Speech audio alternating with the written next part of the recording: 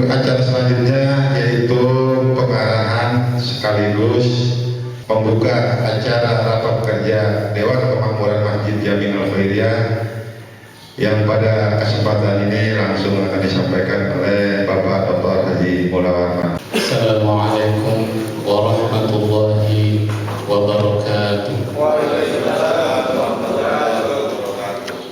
Alhamdulillahil qail inna awwala baitin wudi'a lin-nasi lalladzi bi Bakkah mubarakan wa hudan lil alamin. Asyhadu an la ilaha illallah wa asyhadu anna Muhammadar Rasulullah. Allahumma shalli wa sallim ala habibina wa syafi'ina wa maulana Muhammadin wa ala alihi wa ashabihi at-tayyibin at-tahirin, amma ba'd. Pertama-tama yang kita hormati dan kita banggakan guru kita Haji Muhammad Yusuf, mata'anallahu bi'ulumihi wa tuli hayatihi. Yang kita hormati dan kita banggakan Ketua DKM Masjid Jami Al-Khairiyah, orang tua kita Haji Mat Nasir. Yang kita hormati dan kita banggakan Bapak RW 08, yang kita hormati Wakil Ketua DKM, Ketua Panitia, mohon maaf, Bapak Al-Mukarram Haji Ansori, yang saya hormati semuanya, para RT ya, Bapak-bapak sekalian yang tidak bisa saya sebutkan satu persatu. Ini luar biasa ini. Ini salah satu masjid terbaik di DKI Jakarta. Biasanya masjid itu rakernya di masjid masing-masing. Ini luar biasa, kita bisa raker di puncak ya. Di puncak dalam kondisi yang masih susah, masih Covid. Alhamdulillah kita diberikan kesehatan oleh Allah Subhanahu wa taala. Amin. Ya. Kita diberikan keberkahan oleh Allah Subhanahu wa taala. Amin. Ya, dan kita diberikan semangat. Nah, ini menunjukkan bahwa semangat bapak-bapak ibu, bapak-bapak nggak ibu-ibu ya, bapak-bapak sekalian. Biasanya kalau kita ini kasih pengajian ada bapak-bapak, ada ibu-ibu. Ini bapak-bapak semua atau ibu-ibu semua. Ini luar biasa nih semangatnya. Mudah-mudahan kepergian kita di sini, keberangkatan kita di sini demi untuk membangun semangat ya, bukan hanya sekedar jalan-jalan, tetapi untuk membangun semangat dan kebersamaan kita untuk mengurus masjid kita yang tercinta, yaitu Masjid Jami Al-Khairiyah. Bapak-bapak yang saya hormati, kalau kita berbicara tentang kemuliaan masjid, Allah Subhanahu wa taala mengatakan, berfirman, inna awwala baiti wudi'a lin-nasi lalladzi bi Bakkah mubarakan wa hudan lil alamin. Wa qala aidan wa idh ja'alna al-baita mathabatan lin-nasi wa amna wattakhidhu min maqami Ibrahim musalla. Di dalam Al-Qur'an banyak sekali kata-kata atau kalimat yang diungkapkan oleh Allah Subhanahu wa taala berkaitan dengan masjid. Berkaitan dengan masjid. Yang pertama, kata yang berkaitan dengan masjid itu adalah al-bait. Bait itu kalau bahasa kita rumah ya, rumah. Jadi sejak manusia itu diciptakan ya, itu al-bait. Kalau bahasa Al-Quran itu al-bait itu biasanya baitullah ya, baitullah itu sudah diciptakan sebelum Nabi Muhammad ya. Nabi Ibrahim itu sudah ada baitullah, bahkan Nabi Ibrahim diutus oleh Allah untuk menegakkan baitullah. Nah, kita ini yang kita khidmah, yang kita melayani adalah masjid. Masjid itu adalah baitullah ya. Jadi baitullah yang semua nabi ya, hampir semua nabi diutus untuk menegakkan baitullah. Oleh karena itu kita mengurus masjid itu sebenarnya sama dengan tugas Nabi, yaitu mengurus Baitullah. Nah ini oleh karena itu mengurus masjid itu adalah mengurus tempat yang mulia atau pekerjaan yang sangat mulia. Ya, coba kita bayangkan Nabi Ibrahim itu melakukan perjalanan dari mana? Dari Palestina.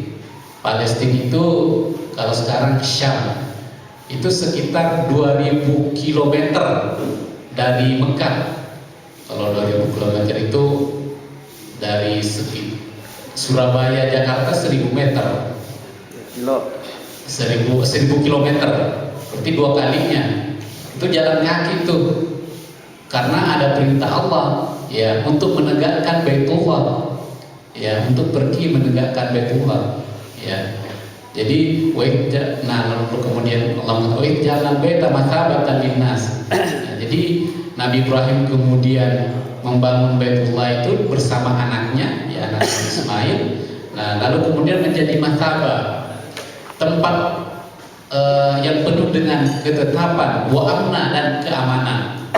Jadi kalau orang mau aman negerinya itu harus ada sesuatu jaminan keamanan. Nah, dalam Al-Quran salah satu jaminan keamanan itu adalah masjid. Ya, masjid, tempat berkumpulnya orang, ya, tempat berkumpulnya orang, tempat untuk segala hal, membicarakan segala hal.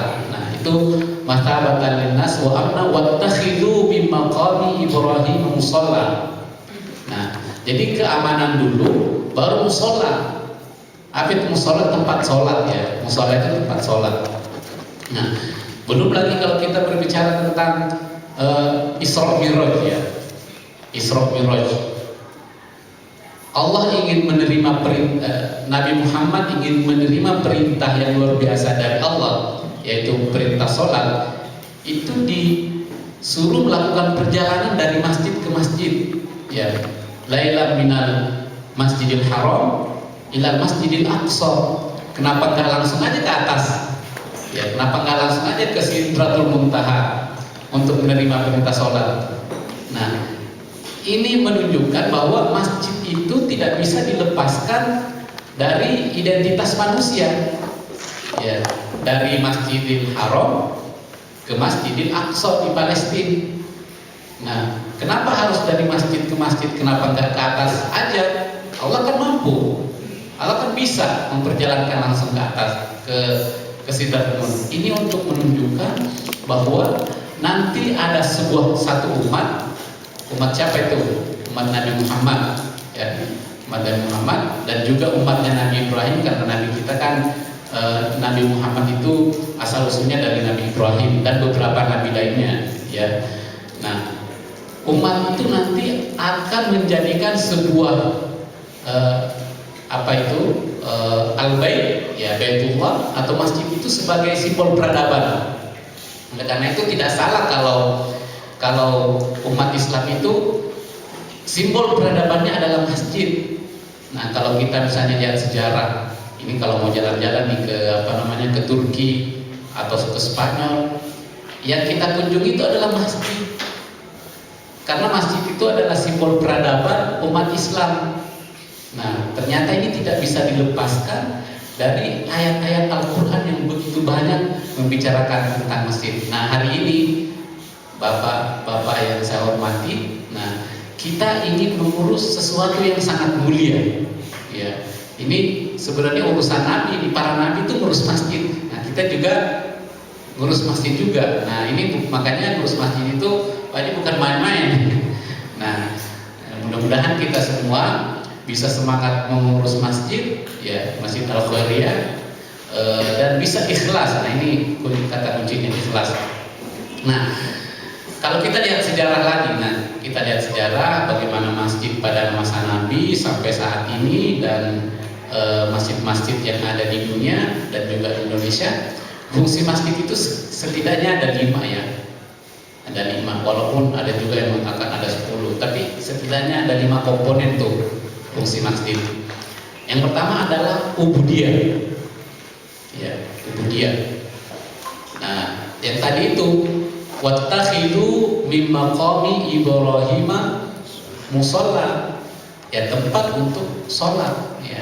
Jadi istilah musalla itu dalam ada dalam Al-Quran, gitu kan. Nah, masjid itu juga, jadi ada bait, ada masjid, ada musola, ya, gitu kan. Itu kalau dalam Al-Quran. Nah, yang pertama adalah fungsi ubudiyah, ibadah. Jadi fungsi ubudiyah itu meliputi sholat, lalu kemudian apalagi khutbah, berzikir, bermuhasabah, itu ubudiyah. Nah sekarang ini trennya fungsi ubudiyah itu bukan lagi masjid itu main gede-gedean. Nah, bukan lagi main gede-gedean. Ya, kita misalnya di Rorotan aja udah banyak yang lebih gede dari kita, gitu kan. Padahal mungkin dulu kita yang paling gede ya, kajian ya, gitu loh, gede. Nah, tapi sekarang bukan itu lagi yang dinilai itu masjid itu. Yang dinilai itu kenyamanan. Nah, kenyamanannya sekarang kalau kita lihat, alhamdulillah kita nyaman banget, udah ada AC, gitu kan. Kalau di Rorotan udah ada yang punya AC nggak? Maksudnya lengkap? Belum kan? Nah, kita lagi ya gitu, kenyamanan. Jadi kalau kita ingin nyaman, semuanya itu yang berkaitan dengan ubudiyah itu yang hal-hal sederhana kayak mic, gitu kan. Ya ini kalau kayak gini mic masjid ini bagus ya. Mic-nya jangan segan-segan atau jangan ragu-ragu untuk mengganti fasilitas ibadah yang sudah jelek. Ya, saldo yang ada jangan dipikirin, pokoknya jangan dipikirin untuk ditaruh, tapi berkaitan dengan ibadah itu harus di kalau ada yang rusak-rusak diganti. Kalau ada mic-nya udah bunyinya ya, tapi kita alhamdulillah masih bagus ya. Ya, tapi kalau masih mau bagus lagi diganti lagi itu. Lalu kemudian sejadah, gitu kan. Sejadah itu cari yang paling cakep, gitu kan. Ada karpetnya di situ, ada ininya. Nah, agar orang yang nyumbang dapat pahalanya banyak. Ya, dapat pahala banyak. Kenapa dapat pahala? Karena yang duitnya yang disumbangin itu tidak numpuk di bank, tapi dipakai untuk ibadah, gitu kan. Lalu kalau mimbarnya udah jelek-jelek, ya bikin yang cakep, paling berapa, 2 juta, 3 juta didesain itu. Nah itu sekarang ini, karena memang masjid itu yang pertama fungsinya adalah untuk ibadah. Nah, itu kan, jadi nyaman, orang masuk, wah ini bukan masjid kampung, ini masjid masjid komplek, masjid kota, gitu kan. Nah, kan banyak juga tuh masjid sebenarnya ininya kemampuannya untuk memperbaiki sarana itu ada, cuma ya memang tergantung pengurus sebenarnya. Tergantung pengurus mau seperti apa ininya, mau seperti apa. Nah ini kan tempat mulia. Nah kalau kita muliakan sarana untuk ibadahnya bagus, wangi ya, wangi, terus di mihrabnya itu cakep, gitu kan. Ya, kalau saya lihat di masjid kita itu udah bagus sih sebenarnya, cuma perlu dipoles-poles lagi. Dan itu ongkosnya nggak banyak, yang penting mau aja. Nah itu kan. Kenapa? Karena orang yang nyumbang itu pasti akan semangat. Ini karena panitianya nih, ada yang kurang dikit, ada yang rusak dikit, diganti yang bagus, gitu kan. Nah itu misalnya yang tempat mic-nya itu yang kan banyak yang bagus tuh, yang nggak mesti mahal tapi bisa nyaman ya. Nah, memang trennya begitu sekarang. Orang misalnya nih mau sholat ya di Jakarta, gitu kan, dia nggak nyari lagi yang masjid gede, tapi nyari walaupun musola tapi nyaman, ya dia mampir di musola dan dia nyumbang di musola. Nah ini juga mirip apa sih namanya ya, mirip marketing ya kalau di dunia bisnis. Kalau nyaman, orang datang itu pasti ada. Kalau dari segi bisnis, orang datang itu ya misalnya orang pergi ke Bogor pasti ngeluarin duit, paling tidak mampir beli bubur ayam atau mampir beli kopi, itu kan jadi pemasukan. Paling tidak orang masuk di masjid kita nyaman, dia nggak ragu-ragu nyumbang atau nyumbang ya, apa sih namanya itu, di tromol ya, ngisi tromol, itu nggak ragu-ragu kalau merasa nyaman, gitu kan.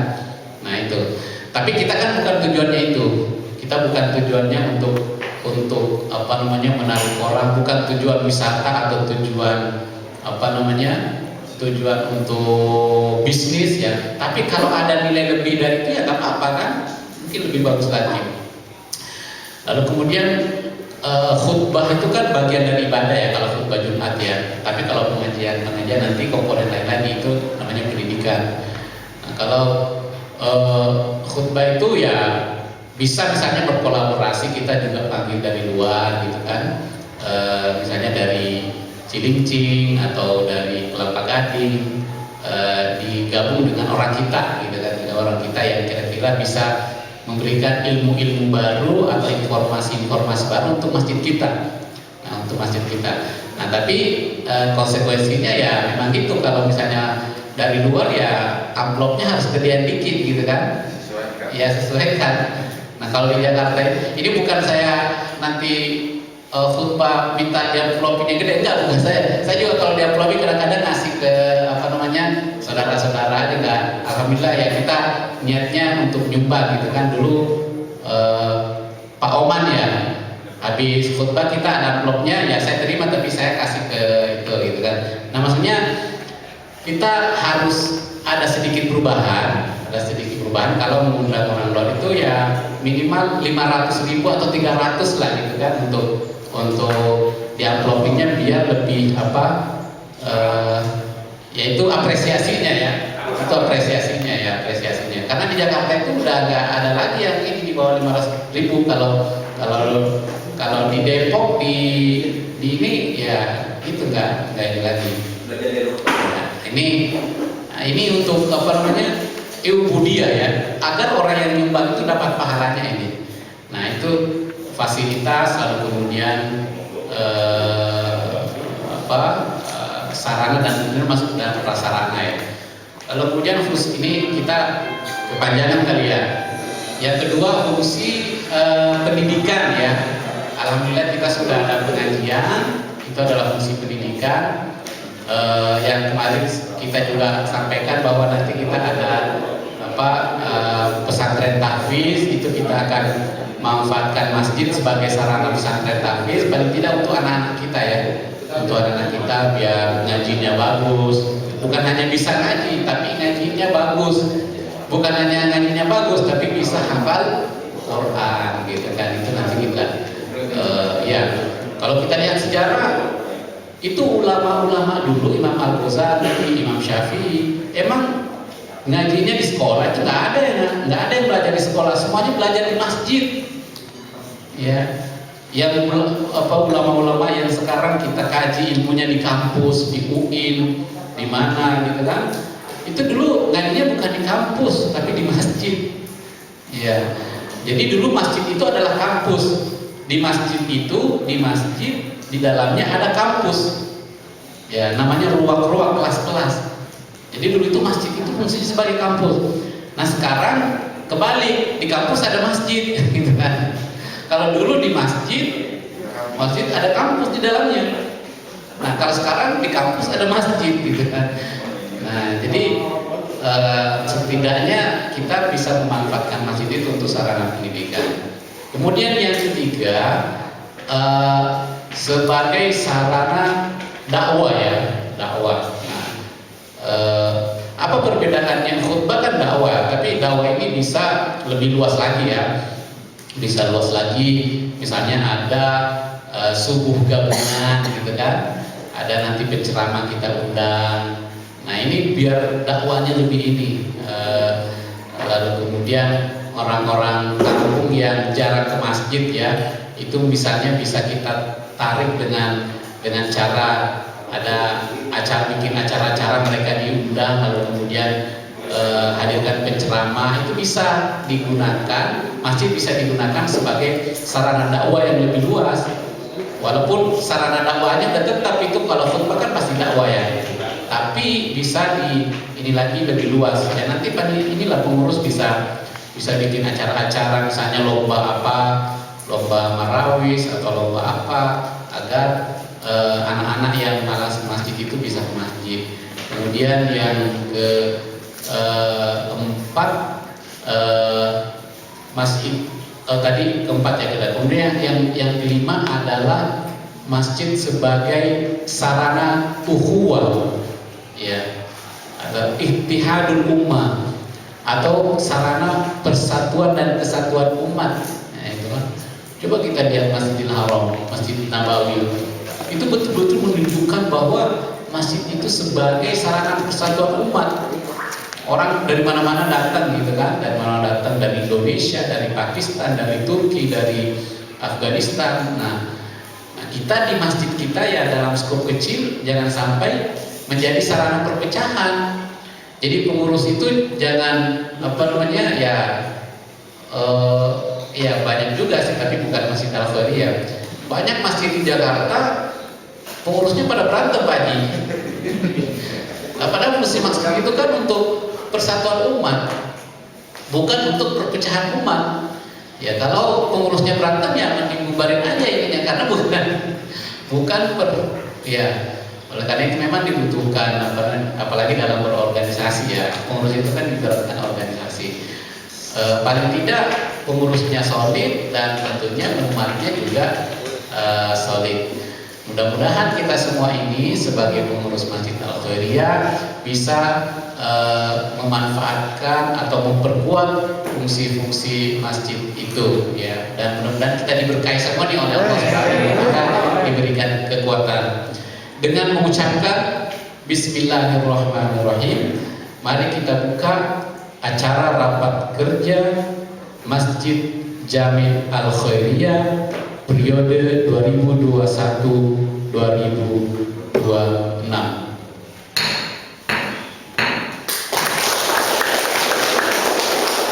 Sekian dari kami selaku pelindung. Mohon maaf atas kesalahan. Assalamualaikum warahmatullahi wabarakatuh.